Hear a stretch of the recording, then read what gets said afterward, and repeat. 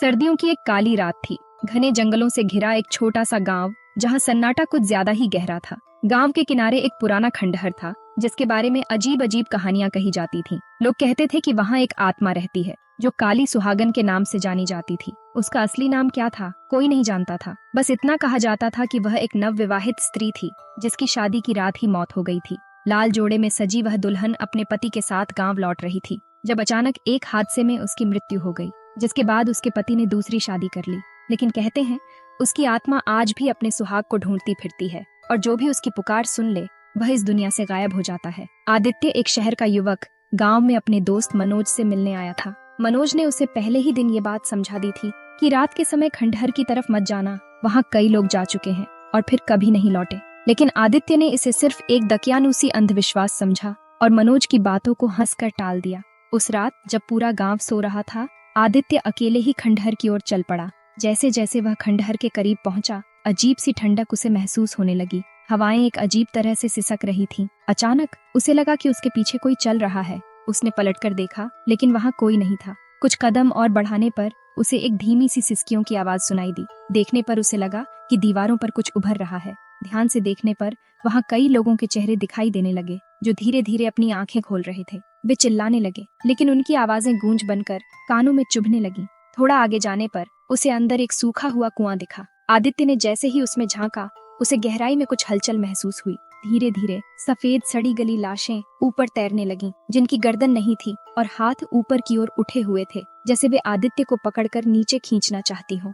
खंडहर के अंदर अंधेरा था, लेकिन जैसे ही आदित्य ने टॉर्च जलाई, उसे वहां एक परछाई हिलती हुई दिखी। उसके हाथ पांव ठंडे पड़ गए। अचानक एक कोने में उसे लाल जोड़े में बैठी एक औरत दिखी। उसके लंबे काले बाल जमीन तक फैले हुए थे और उसकी पीठ आदित्य की तरफ थी। कौन हो तुम? आदित्य ने कांपती आवाज में पूछा। वो औरत धीरे धीरे उठने लगी। उसकी चूड़ियों की खनक अजीब सी गूंज रही थी। जैसे ही उसने अपना चेहरा घुमाया, आदित्य के होश उड़ गए। उसका चेहरा एकदम काला था, आंखें गड्ढों में धंसी हुई और होठों पर खून की लकीरें थीं। आवाज इतनी दर्दनाक थी कि आदित्य के पैर जड़ हो गए। तभी अचानक दीवारों से कई हाथ बाहर आने लगे। वे हाथ सड़े गले थे, नाखून लंबे और खून से सने हुए। उन हाथों ने आदित्य की कमीज पकड़ ली। आदित्य घबराकर झटपट पीछे हटने लगा, लेकिन तभी उसके पीछे किसी ने जोर से फूंक मारी। ठंडी सड़ी गली गंध से उसका सिर चकराने लगा। उसने पीछे देखा तो वही लाल जोड़े वाली औरत उसके ठीक पीछे खड़ी थी। उसके गले से खून टपक रहा था और आंखें सफेद पड़ चुकी थीं। आदित्य चीखता हुआ भागने लगा, लेकिन खंडहर से बाहर निकलने का रास्ता गायब हो चुका था। दरवाजे के स्थान पर अब केवल एक काला अंधकार था,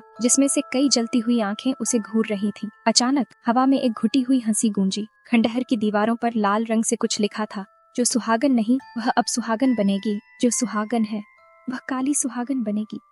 अचानक आदित्य के कानों में अजीब सी फुसफुसाहटें सुनाई देने लगी। कोई उसे नाम लेकर बुला रहा था। वह अपनी जगह जड़ हो गया। सामने वही औरत अब हवा में तैर रही थी और उसके लहराते घूंघट से कई चेहरे झांक रहे थे। हर चेहरे की आंखें निकल चुकी थीं और मुंह से खून बह रहा था। आदित्य के कानों में तेज सिसकारियां गूंजने लगी। सुबह गांव वालों ने सुना कि आदित्य रात से लापता था। मनोज और कुछ लोगों ने मिलकर खंडहर की तरफ जाना तय किया। जब वे वहां पहुंचे तो दरवाजे पर खून के निशान थे और अंदर आदित्य की घड़ी पड़ी थी, लेकिन वह खुद कहीं नहीं था। सबको यकीन हो गया कि काली सुहागन ने एक और शिकार कर लिया। तभी अचानक अंदर से किसी के हंसने की आवाज आई। गांव वालों ने डर कर पीछे देखा। वहां आदित्य का कटा हुआ सिर रखा था। उसकी आंखें अब भी खुली थीं, लेकिन उनमें कोई जीवन नहीं था और उसके साइड में सुहागन की लाल चूड़ियां पड़ी थीं।